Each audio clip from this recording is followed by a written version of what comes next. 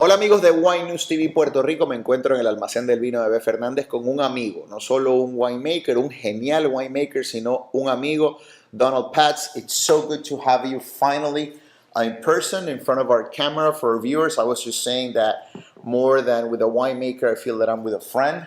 We've been in touch for a couple of years now. I've enjoyed your wines since you were making them for Patz and Hall. We're going to touch on that for a bit, and then obviously about the present, Mariana and their beautiful wines. So first of all, for our viewers who perhaps have been living in another planet and have not heard the name Patz as it relates to Pinot Noir and Chardonnay, tell me a little bit about your career. Well, it started a long time ago. I've been in the wine business now 40 years, which is kind of shocking when I say it out loud. But probably the most important part of my career it was with the company I started in 1988 with James Hall called Patz and Hall. And we focused initially just on Chardonnay. And then we branched into Pinot Noir in 1995 and made Chardonnay and Pinot Noir both sort of regional blends, but also single vineyard wines. And single vineyard wines was sort of the signature of what we did. So we made single vineyard wines from as far south as Monterey County and all the way up to Mendocino County, but focusing mostly on Sonoma and Napa Valley. Did the soil, the terroir, the place where you and your former partner decided to make the wine, made you choose the varietals, or were you both fans of Chard and Pinot? Well, first of all, we made wines that we liked. Right. But when we first started, one of the key things was we had to be able to sell the wine in about 12 months after we made it. So making Cabernet was just right out. That was at least a 2-year project. We just didn't have the money to do it. So Chardonnay was really an obvious choice. We liked Chardonnay. We thought we had a vision for Chardonnay that would be interesting, and also it fit our budget. Yeah. And then moving into Pinot Noir was a really interesting time. And I think that those people, if you're more familiar today or you just started enjoying wines more recently, you probably don't know the history, but there was a time where California Pinot Noir would have been the last thing I would have chosen on a wine list because the wines just weren't that great. Wow. And then about the middle of the 1990s, things started to change radically. Better vineyards were coming online, a lot better selection of Pinot Noir clones, which I think was really a critical change that happened. But replanting from old sites that were warm, really much too warm for growing great Pinot Noir, and moving them further west, especially in Sonoma, where the climate was a little bit cooler and the soils, I think, superior for Pinot Noir. Transformed Pinot. It went from being the last thing I would have chosen to one of the first places I look on wine lists.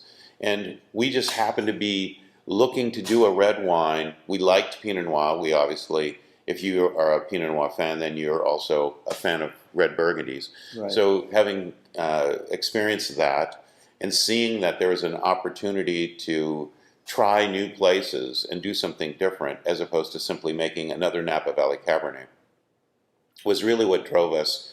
And we were lucky enough to find a couple of people that were in Sonoma County especially that were interested in growing Pinot Noir at that level and understood what it was going to take to make the quality of wine that we wanted. So going back a bit to the past, and that's the last question, then we go into Mariana and the present, and we'll taste the wines. So did you grow up exposed to wine, like in your home? Did you have an uncle or your parents? Like, how did you fall in love with wine? Exactly the opposite of that. My parents were teetotalers. They never drank at all. And I think my first I was curious about it. I worked in grocery stores when I was in high school and college. So I would see these whole wine selections. And so I was curious about why were there so many and what was going on with all these labels, and began reading a little bit about it. But my first real opportunity to try wines was when I went to Europe in 1975 and I got a chance to try wines in Italy a little bit, and it was just fascinating to me. I guess that there are things that just catch your attention at certain points in your life, and definitely wine was one of those. I didn't really think it was going to be a career. I thought it would be more of a hobby or something like that. But the further down the road I got, the more I realized this is something I really wanted to do and be involved with in terms of the winemaking and presenting it to the world. Can you recall that first love, either region, varietals, type of wine? If it's Italy, what was it? A Chianti? Was it a Barolo? Well, it wasn't really. You're asking about that epiphanal moment, in Yeah, wine, yeah, which is exactly. different. Did it happen for you later on? Oh, of course. And I think there were two of them, so I'm going to tell you about two of them because I'm a California guy and my whole career has been in California. But one of them was the sort of obvious, especially if you're a Pinot lover. A friend of mine ran a retail store in Eugene, Oregon, and when I was living there, and he had some wines that he wanted to use for a wine dinner, so he brought his wine club together, and we drank. In one night, we had 1969 La Tâche from Domaine della Romanée-Conti, and it was probably, this had to have been, 80, 83. So it was 84. 14-year-old. So it wasn't super old, Yeah. but it was amazing. And it really lit me up, and I realized, especially Pinot Noir could be at a whole new plane that I'd never experienced. That's an epiphany for sure. It was, and it's sort of one of those ones where you look back and go, no kidding, Donald, 1969, one of the greatest vintages in Burgundy, and one of the greatest producers. I mean, yeah, how hard was that to come up with? But it's like if your first girlfriend was Cindy Crawford. yeah, kind of, yeah. And then, but for me, there was a Chardonnay too, and it's not the Chardonnay I probably would choose to drink today. But at the time, it was so dramatic and so different. And unfortunately, this winery has been sold, and the wines are really they're a pale comparison to what they used to be. But in like 1980, the Chalon winery released their 1978 vintage.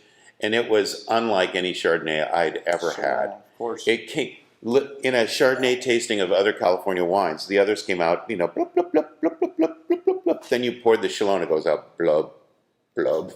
It was, you could visibly see a difference in the wine. And the wine was explosively rich in it.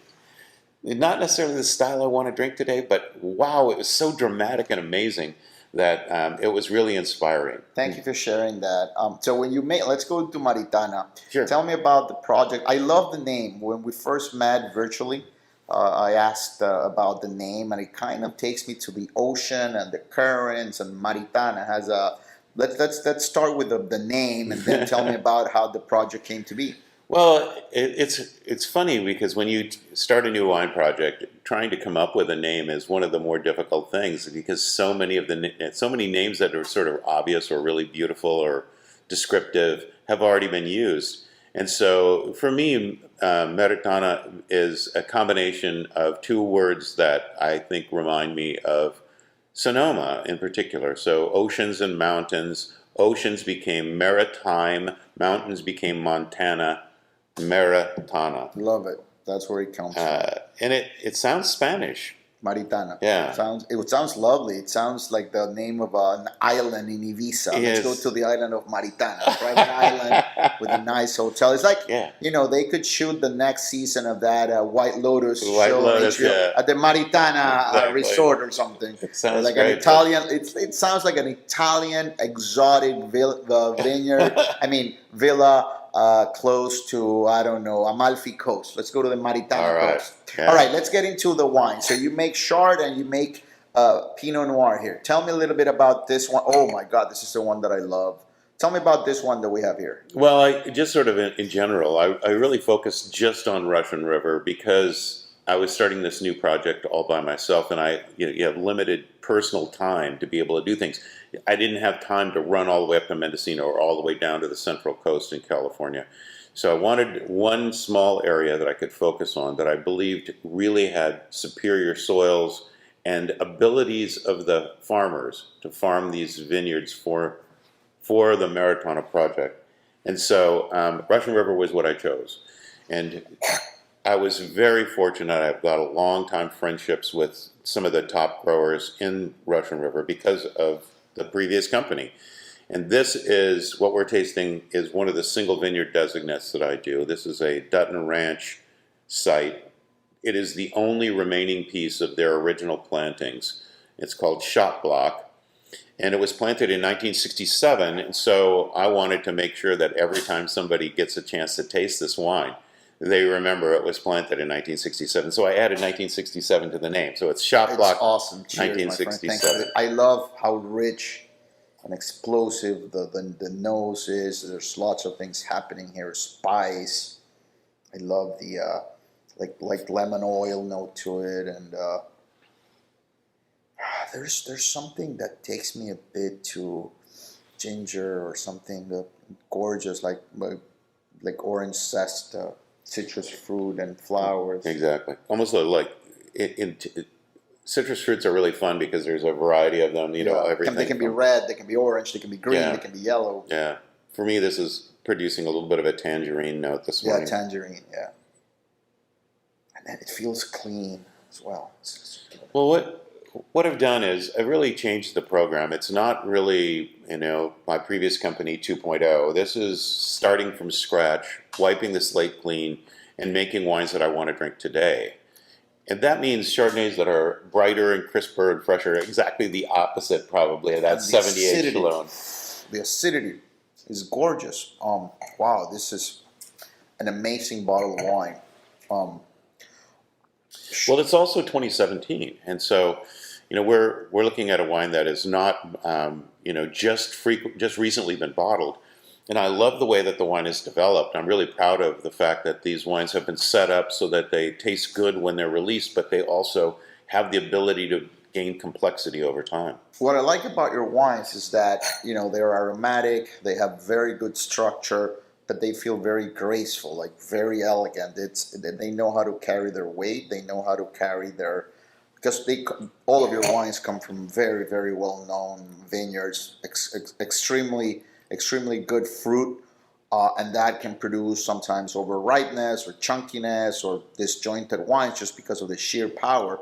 But it's either you pick earlier or your incredible hands, but they feel, bold, big, but very graceful, very elegant wines, very balanced.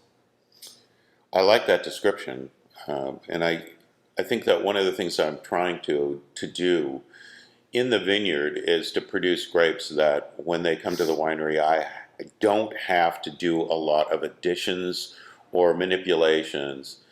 It's not like I'm trying to make natural wines in terms of the sort of nebulous definition around that, but I really like the fact that grape juice by itself, if you pick the grapes at the proper place, have all the components to create a complete and stable wine that has a character signature to it as well. What do you pair this back at home in terms of food? Well, my favorite one is the West Coast has a species of crab called Dungeness crab. And when it's in season, which it's still in season right now in California, that's my favorite. I think Dungeness crab. I actually think that God, when He was creating Dungeness crabs, was also thinking about California Chardonnay. Creating Chardonnay. Yeah, Chardonnay's coming along.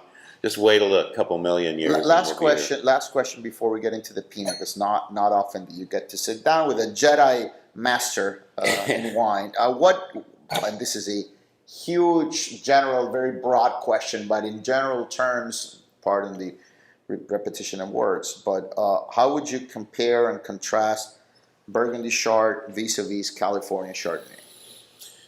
I know it's a huge question. Well, yeah, we could probably do a whole series of things just on the discussion between Burgundy and California Chardonnay, but I think that as I view Burgundy, it's a fairly narrow beam of styles. They're pretty close together. There's a few outliers. The California Chardonnay is a really big spectrum, all the way from ultra tart, no oak, super ultra clean, to really ripe, very alcoholic, lots of new barrels, and sweet. and you don't see those outliers ever in Burgundy. Okay. But I think that one of the things that is interesting to me is that in France, they're not really looking to make fruity wines. They don't want their wines to smell fruity. They want them to smell minerally or floral or spicy. Or funky. Sometimes funky. There's a few in those in California too. Okay. But yeah, and so the idea of having this ultra fruity Chardonnay in Burgundy is just not what they're shooting for, and that is a style in California. So I don't really think of myself as trying to make white Burgundy, but I think that because I'm using the white grape and we're using sort of traditional techniques, that it becomes sort of an echo, a California repeat of what they do in Burgundy. I think that we have gorgeous fruit, amazing opportunity to continue to develop style in California that's internationally attractive. It is. Let's go into the Pinot Noir. So this is the Sonoma County Martarella. Martaella.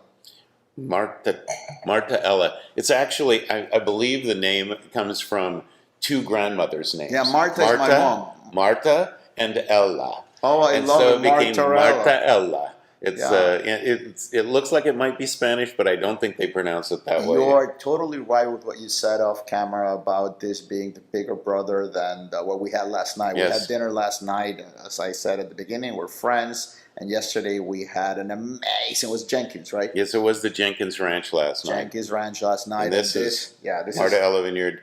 Martaella Vineyard is... it's the home ranch for Benovia Winery, and they are gracious enough to sell me a little bit of fruit every year.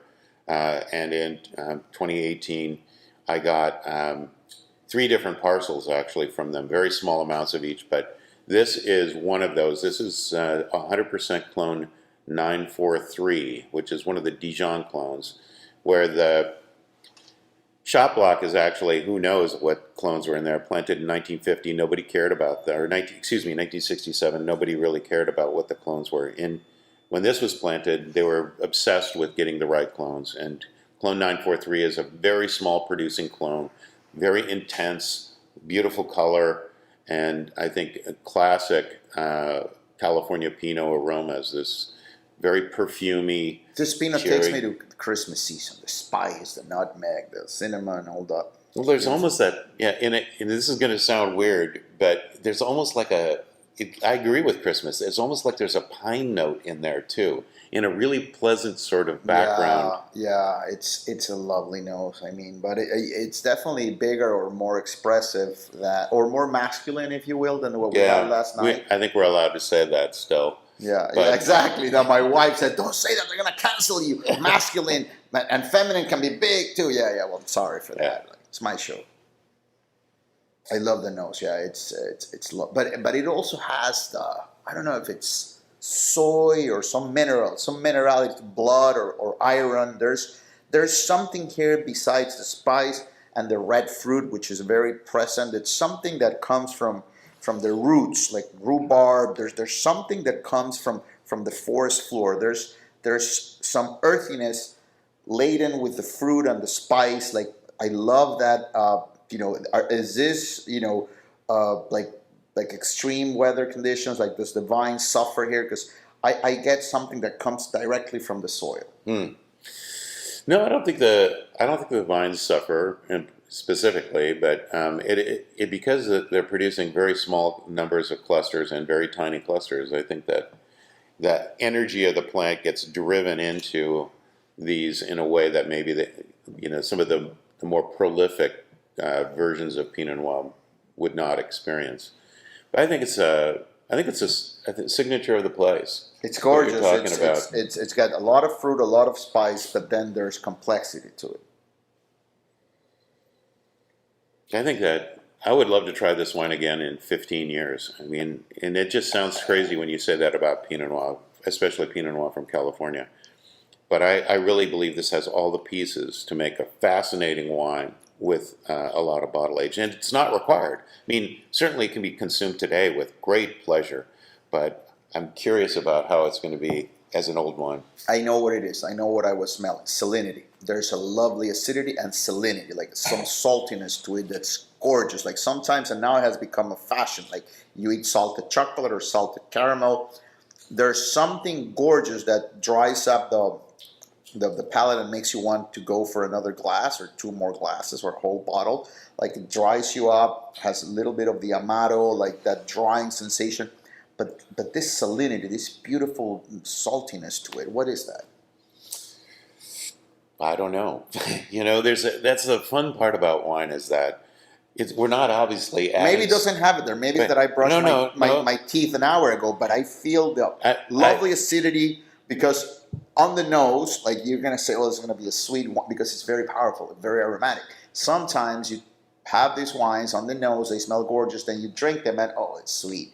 But here, so elegant and savory. Yeah. That's the word I was looking for, savory. I think that's a great word for it. That for both of these, actually for all wines that I work with, the one sort of underlying tenet that I think is really important is that each wine brings a level of refreshment as well. Yep. It's really easy to be super dramatic and sort of dominant and to the point where it becomes heavy or tedious. But wine there should be something in them that just makes you feel uplifted, not pushed down, but brought up and refreshed. And each sip makes it a little more refreshing. Each bite of food seems like it's calling for that next sip of wine. That's what I'm gastronomic. They're incredibly gastronomic. So from Maritana, reds and whites, you make 4 whites and 4 reds, is it? Or it changes a little bit. Right now I'm doing 3 single vineyard Chardonnays plus a Russian River blend called La Riviere. Which is amazing. They sell it here at Almacén del Vino. It's really good. I'm thrilled with it. We use the highest, it's the same winemaking. We use the highest quality grapes for all of these. The single vineyard wines are more like soloists. Yeah. And then I have a little ensemble that comes together with the blends.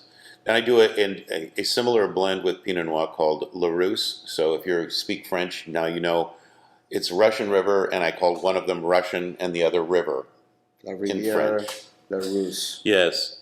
And then I'm doing, sometimes I've done 4 different single vineyards, but right now I'm focusing on 3 separate single vineyard Pinots as well. So total of 8 different options. Not all of them are always available, but yeah, that's what we're working on. To wrap up the interview, let's speak about Puerto Rico. I know you love it here. You WhatsApp me with pictures, and you say you've been here a couple of times. We're a small island, as you know. We're part of the U.S., proud American territory here. But we have a very, very sort of unique wine atmosphere, wine market. We have an influence from all parts of the world. How would you describe coming here? How would you describe the crowds, the people you interact with, and the wine market in Puerto Rico in general? Well, you're absolutely right. I love coming here. It's I have this sensation of almost coming home in a weird way. I mean, sitting outside at one of the cafes and watching the people go by, it just feels so comfortable and joyful to be here. Which is kind of a funny way to say it, I suppose. But I think one of the cool things, and actually I had some of the same thing when I was first getting interested in wine in Oregon, where there was a little tiny local producers, but it wasn't anything like it is today. And so you felt like you were open to the world, like you could try any wine from the world, and it was, almost like your new friends that just happen to live across the street or something like that. And I love that. And I think that's what wine is all about, really, is the diversity is what makes it so much fun. And it's clear that the diversity has been embraced here. And I think it makes sense that Spanish wines are a big deal and South American wines are a big deal. You can see it when you just walk around here. Yeah. But we're glad to have you as part. We're thrilled to have this be part of America too, of the United States. And so I'm glad that you're embracing California wines. And when you interact with the local consumers, would you consider them like savvy, curious, aficionados, as opposed to other parts of the world? Well, I think that educated. Yeah, I think that what you're asking is actually it's an interesting question, but frankly, you see all of those people here, and you see all of those people wherever you go. There's people that are just barely interested in wine in any market that you visit. And then there are people that are super sophisticated and have massive wine cellars and have invested, in some cases, hundreds of thousands of dollars in wines from around the world. And I would say that the people that I've met in Puerto Rico have all been as sophisticated as I would have expected in any other important market. And then you have also the bloggers, geeks who drink wine for free. And I've never met any of them. Talking heads, right? You know? Mi gente, qué placer hablar con Donald Patz. Vengan a probar estos vinos Maritana, los consiguen en el almacén del vino de B. Fernández. Donald y yo vamos a hacer otra nota de los Cabernet espectaculares que hacen. Gracias por vernos. Recuerda darle la campanita, suscribirte para que recibas todo nuestro contenido. Y por favor, si te gusta el Chardonnay y el Pinot Noir, este señor que está aquí es de los mejores. Es Lionel Messi of Pinot Noir, maybe? Oh. That famous soccer player. Yeah, I know who he is. Mi gente, gracias por ver. Cheers, my friend. Amazing, amazing note. Salud.